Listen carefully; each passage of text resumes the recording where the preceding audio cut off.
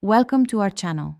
If you want to share your Netflix account with others without giving them your password, follow these step-by-step instructions to create profiles and keep your account secure. Step 1. Open the Netflix app or visit netflix.com and log in to your account.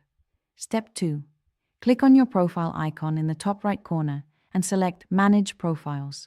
Step 3. Click Add Profile to create a new profile for the person you want to share access with. Step 4. Enter a name for the new profile and decide if it should be a kid's profile or a regular profile. Step 5. Click Save to create the profile. It will now appear on the Netflix account selection screen. Step 6. Temporarily share your login credentials with the person so they can log in and select their profile. Step 7.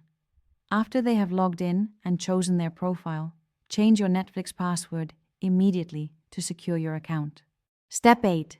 The person can now continue using Netflix through their own profile without needing your password.